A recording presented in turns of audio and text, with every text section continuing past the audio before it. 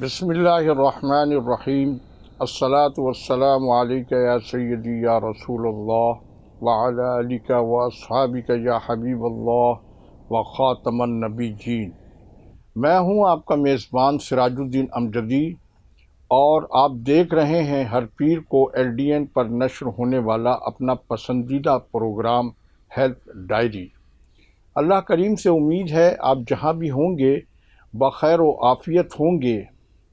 آج کی health diary کا موضوع وزیر صحت سندھ ڈاکٹر عذرا فضل پیجوہو نے طویلے کی بلا بندر کے ساتھ باندھنے کی کوشش کی ہے، اور گزشتہ روز انہوں نے کراچی میں ایک بار پھر بیرون ممالک کا حوالہ دیتے ہوئے کہا ہے کہ دنیا میں کہیں پر بھی صحافی ہسپتالوں میں داخل نہیں ہو سکتے ہیں۔ اس حوالے سے آج انشاءاللہ العزیز مفصل بات چیت ہوگی، اور یہ پوچھا جائے گا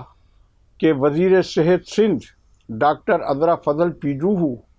اور ان کا محکمہ اپنی ذمہ داری کس حد تک پورا کر رہا ہے، اور اس کے علاوہ 2 ارب روپے سے زائد کی جو کرپشن محکمہ صحت کے صوبائی دفتر میں ہے،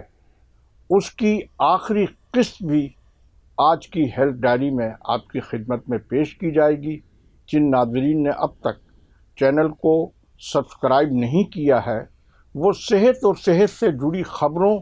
مسائل اور سرگرمیوں سے بروقت باخبر رہنے کے لیے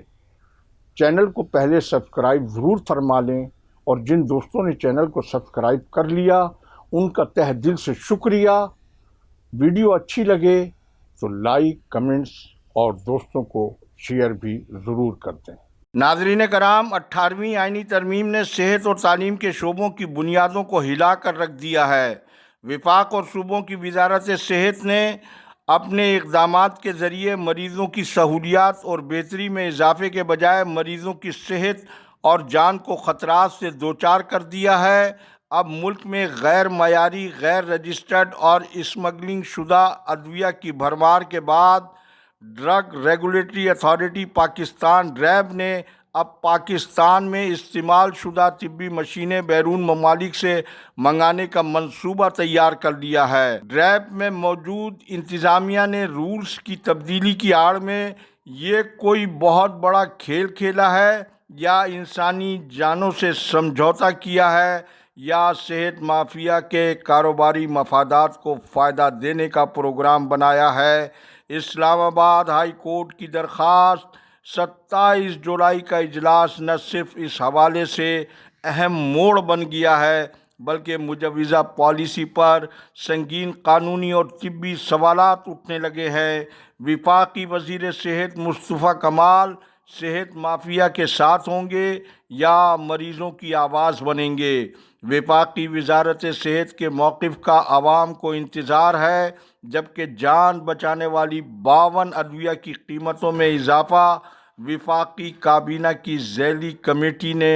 باقاعدہ اس کی منظوری دے دی ہے، جس میں شوگر، کینسر، امراض قلب، ہیموفیلیا وغیرہ کی لازمی دوائیں شامل ہیں۔ اجلاس کی صدارت وفاقی وزیر خزانہ سینیٹر محمد اورنگزیب نے کی، جبکہ قیمتوں میں حتمی منظوری کا فیصلہ وفاقی کابینہ کرے گی۔ ناظرین کرام، محکمہ محنت کے لانڈی ہسپتال میں بھی HIV ایڈز کا شکار بچے رپورٹ ہونے لگے،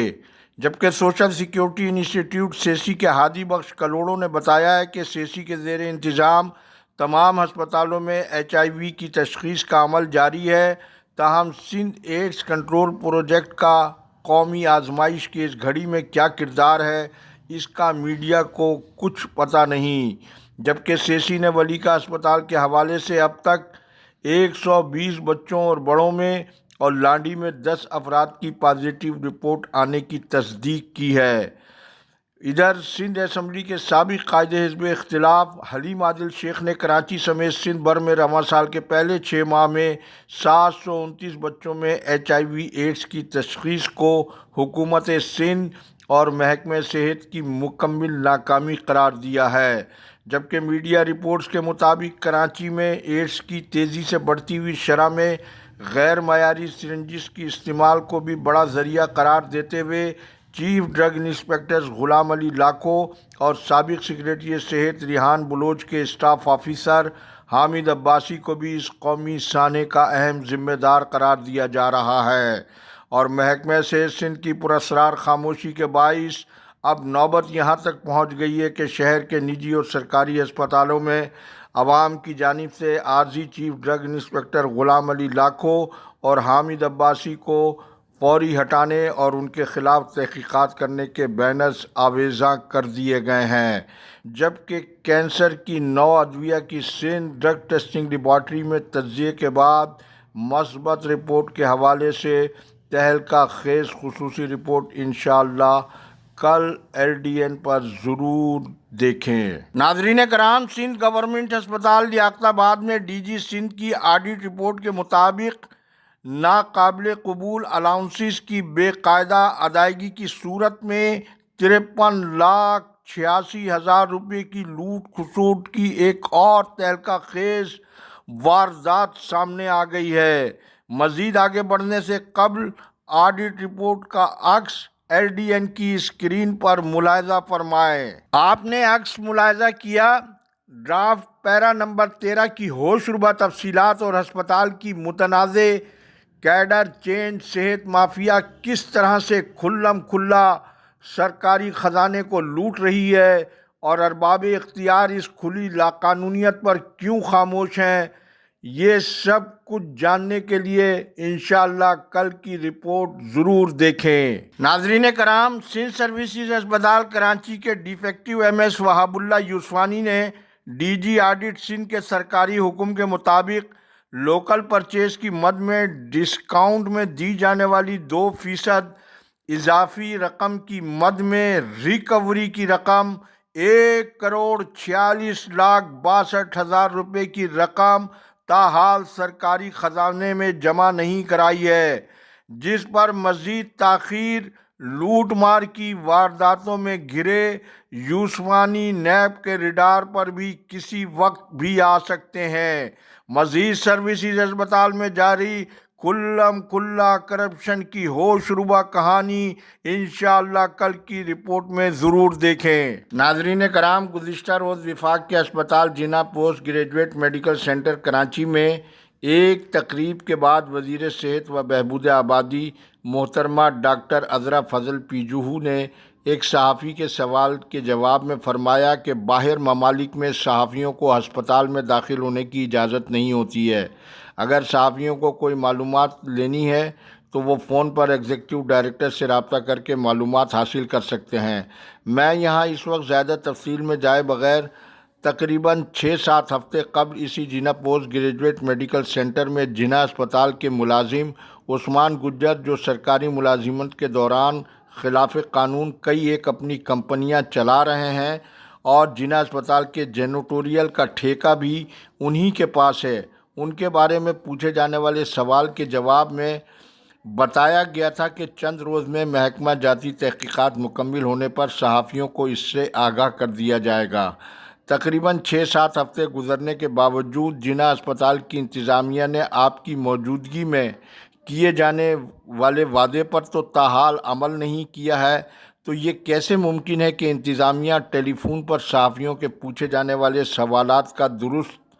جواب دے سکے گی یا نہیں؟ سوال یہ ہے کہ کیا وزیر صحت سندھ محکمہ صحت اور صحت کے اداروں کو صحافیوں کے لیے نو گو ایریا قرار دینا چاہتی ہیں، جبکہ خود آپ کی حکومت کی قانون سازی کے مطابق Sindh transparency and right to information act 2016 کی دفعہ 5 کے مطابق ہر سرکاری ادارہ اپنے ریکارڈ کو منظم، محفوظ اور قابل رسائی صرف صحافیوں کے لیے نہیں بلکہ ایک عام شہری کو بھی معلومات فراہم کرنے کا پابند ہے۔ اور محترمہ وزیر صاحبہ برا نہ مانیں تو آپ کے صوبے میں تیسری بار HIV ایڈز کا جو طوفان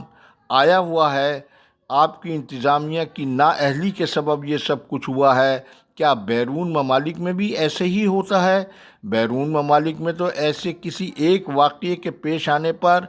ذمہ داری کو قبول کر کے عوام سے معافی مانگ کے مستعفی ہونے کی روایت قائم ہے۔ آج تک کے لیے اتنا ہی۔ اللہ حافظ۔ پاکستان ہمیشہ زندہ باد، پاک افواج زندہ باد، کرپشن مردہ باد، عوام پاکستان پائندہ باد۔